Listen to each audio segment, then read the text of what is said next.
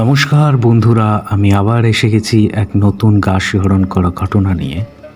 আর আমার চ্যানেল শিহরণে তোমাদের সবাইকে স্বাগত। তো আজকে যে ঘটনাটা শোনাবো, ঘটনাটা ভৌতিক নয়, বাট অলৌকিক। ঘটনাটা শুনে অতটা গা শিহরণ দেবে কিনা জানি না, বাট আই থিঙ্ক ভালো লাগবে তোমাদের ঘটনাটা শোনার পর আমার একটু অদ্ভুত লেগেছিল। তো চেষ্টা করব ঘটনার মাধ্যমে তোমাদের মধ্যে শিহরণ জাগানোর। ঘটনাটা পাঠিয়েছে গার্ডেন রিচ থেকে প্রীতি। তো ঘটনাটার নাম বলে দিই। ঘটনাটা basically out of the body experience. তো তার একজন ফ্যামিলি মেম্বার, তার সাথে সে এই এক্সপিরিয়েন্সটা করতে পেরেছে। মূলত আমাদের পৃথিবীতে কিছু কিছু মানুষ আছে যারা এই আউট অফ দ্য বডি এক্সপিরিয়েন্সটা করতে পেরেছে বা করতে পারে। তেমনি প্রীতির যে মামি আছে, সে ঘুমন্ত অবস্থায় তার জীবিত শরীর থেকে তার আত্মাটা বেরিয়ে যেতে পারে এবং বেরিয়ে গিয়ে চারিদিকে ঘুরে বেড়ায়। তো এই নিয়ে ঘটনাটা শুরু করছি। প্রীতি আমাকে যেভাবে ঘটনাটা প্রেজেন্ট করেছিল, আমি সেভাবেই বলছি ঘটনাটা। তো প্রীতি একদিন মামা বাড়ি যাওয়ার পর সে যখন তার মামির সাথে শোয়ে রাতে, হঠাৎ করে একদিন ফিল করে যে তার ঘরের আশেপাশে, মানে তার বেডের আশেপাশে, ওই তার মামি আর সে ছাড়াও অন্য একটা এন্টিটি সে ফিল করতে পারছে। ঘরের মধ্যে দিয়ে ঘুরে বেড়াচ্ছে, এরকম কোনো একটা এন্টিটি সে ফিল করতে পারছে। মাঝে মাঝে মনে হচ্ছে যে ফ্যানটা ঘুরতে ঘুরতে হঠাৎ করে দুলে উঠল।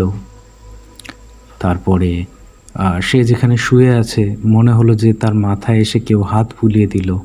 হ্যাঁ, তো এই জিনিসটা সে প্রথম দিন হয়তো ঘুমের ঘোরে বা যেরকমই হোক, সে একটু অবহেলা করলো জিনিসটাকে, মনের ভুল ভেবে। বাট কন্টিনিউয়াসলি 2-3 দিন সেই সেম জিনিস একইভাবে হওয়ার পর সে তার মামিকেই সকালবেলা উঠে বলে যে, জানো তো মামি, আমি কিন্তু আমাদের রুমে ঘুমন্ত অবস্থায় অন্য কাউকে ফিল করতে পারি আমার রুমে। তখন তার মামি জিনিসটা এড়িয়ে গেলে ঠিক এক সময় বলে, তার মানে প্রীতির ভয়টা কাটানোর জন্য, যে দেখ বাবু, এই জিনিসটা টোটালি অলৌকিক ব্যাপার। তুই বিশ্বাস করবি কিনা জানি না, বাট আমি ঘুমিয়ে পড়লে আমার অ্যাবসেন্স মাইন্ডে আমি আমার শরীর থেকে বেরিয়ে যেতে পারি। তো প্রীতি শোনার পর এটা একটু অবহেলাই করেছিল যে ধুর, এরকম হয় নাকি। বাট তার মামা একজন সাইকিয়াট্রিস্ট, তো মামা যখন ডিটেলসে বলল তাকে, তো সেই জিনিসটা সে বিশ্বাস করেছিল যে তার মামি ঘুমিয়ে পড়ার পর সে তার শরীর থেকে বেরিয়ে যেতে পারে, মানে আত্মাটা শরীর থেকে বেরিয়ে যেতে পারে, আর বেরিয়ে গিয়ে সে সারা ঘর ঘুরে বেড়ায় এবং কোথায় কী হচ্ছে সমস্ত কিছু ফিল করতে পারে। এমনকি সে তার নিজের শরীরটাকেও দেখতে পারে যে তার শরীরটা ঘুমোচ্ছে। তো এটা শোনার পর প্রীতি একটু ভয় পেয়েছিল, বাট যেহেতু তার ফ্যামিলির মধ্যেই ঘটনাটা ঘটছে, তো সেই জিনিসটা অতটাও ভয়টাকে সে কাটিয়ে উঠেছিল। ভয়টা সে একটু ইগনোর করেছিল, কারণ জানে যে তার মামি যখন, তার সাথে এরকম কোনো ভুলভাল কিছু করবে না। তো এই ঘটনাটা ছোট, বাট তোমাদের সামনে প্রেজেন্ট করলাম, কারণ ঘটনাটা শোনার পর আমার অদ্ভুত লেগেছিল, সেই কারণেই তোমাদের সামনে প্রেজেন্ট করলাম। জানি না তোমাদের কতটা ভালো লাগবে বা কতটা ভয় লাগবে, আমি জানি না। তো এরকমই সেম জিনিস ঘটেছিল ইউএসএর দুজন ব্যক্তির সাথে। এক হলো রবার্ট মনরো, আর একজন হলো প্যাম অ্যাটকিনসন। তো প্রথমে প্যাম অ্যাটকিনসনের ঘটনাটা বলি। প্যাম অ্যাটকিনসনের একটা খুব রেয়ার ব্রেন ডিজিজ হয়েছিল, যেটা হলো তার ব্রেনের মধ্যে প্রচুর পরিমাণে ব্লাড ক্লটিং হয়ে গেছিলো, ব্লাড মানে রক্ত জমে গেছিলো। তো দিনে দিনে সে অসুস্থ হয়ে যাচ্ছিল। তারপর ডক্টরকে দেখানোর পর ডক্টর বলল যে তার ব্রেনের থেকে পুরো ব্লাডটাকে সাকশন করে বাইরে বার করতে হবে, নাহলে সে মারা যাবে।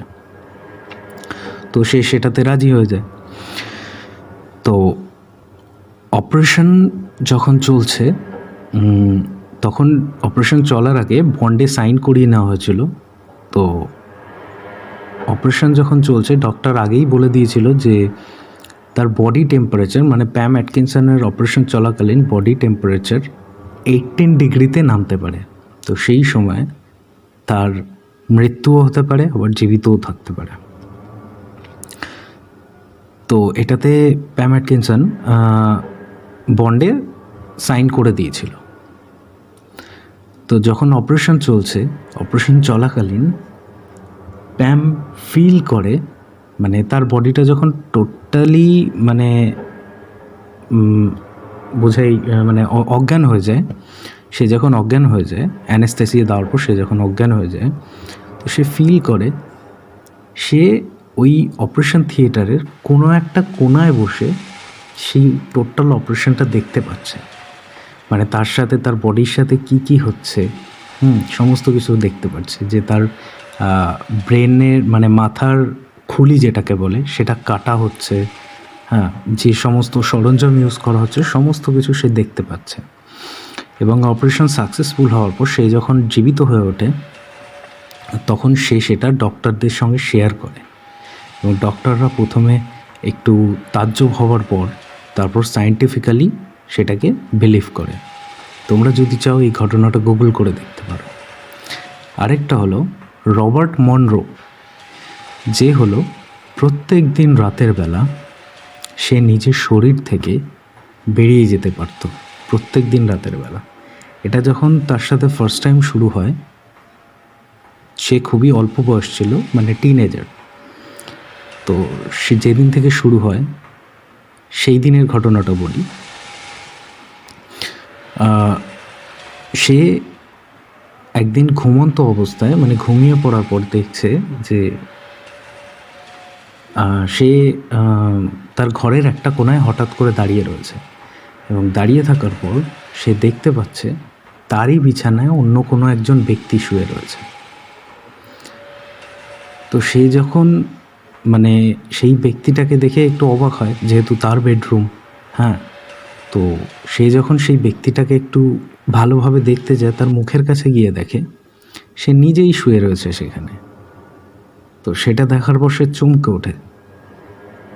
আর পরের দিন সকালবেলা যখন ঘুম ভাঙে, তার সমস্ত কিছু, এই রাতের সমস্ত কিছু তার রিমাইন্ড হয়। আর এই জিনিসটা কন্টিনিউয়াসলি চলতে থাকে। তো এটা হওয়ার পর সে একজন সাইকোলজিস্টকে দেখায়। সাইকোলজিস্ট তাকে টোটাল ডিটেলসটা বলার পর সে অবাক হয়। আর সে মানে একটা ইন্টারভিউতে সে এটা মানে কনফেস করেছিল যে এই যে out of the body experience, এটা খুবই সুন্দর এক্সপিরিয়েন্স।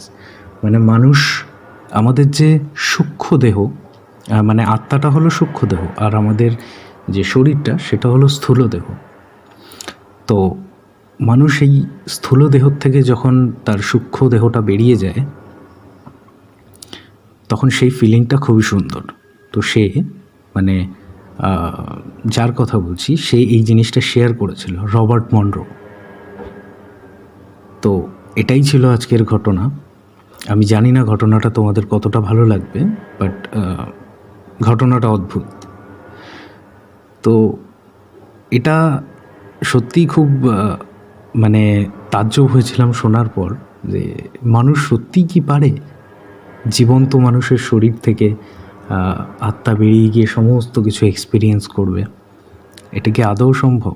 আমি এতদিন জানতাম যে মানুষ মারা যাওয়ার পর তার শরীর থেকে আত্মাটা বেরিয়ে যায়, বাট এই এক্সপিরিয়েন্সটা বা এই ঘটনাটা আমার কাছে সম্পূর্ণ নতুন, এবং ঘটনাটা খুবই সুন্দর লেগেছিল আমার, সম্পূর্ণ আলাদা ধরনের। তো জানি না ঘটনাটা তোমাদের কতটা ভালো লাগলো। তো যদি পসিবল হয় বা যদি শুনে ভালো লাগে, তোমরা একটা লাইক, শেয়ার আর সাবস্ক্রাইব করে দিও। আর আমার চ্যানেলটাকে যতটা পারো শেয়ার করো, যাতে আমাদের শিহরণ ফ্যামিলি আরও দিনকে দিন বাড়তে থাকে।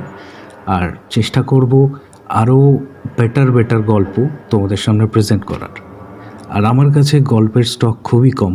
শিহরণ ফ্যামিলির কাছে অনুরোধ, যদি তোমাদের কাছে কোনো গল্পের মানে সত্যিকারের ঘটনা থাকে তোমাদের কাছে, এরকম ভৌতিক, অজাগতিক, অলৌকিক যদি কোনো রকম ঘটনা থাকে, তাহলে তোমরা নিচে দেওয়া ডেসক্রিপশন বক্সে আমার মেইল আইডিতে আমাকে সেন্ড করে দাও।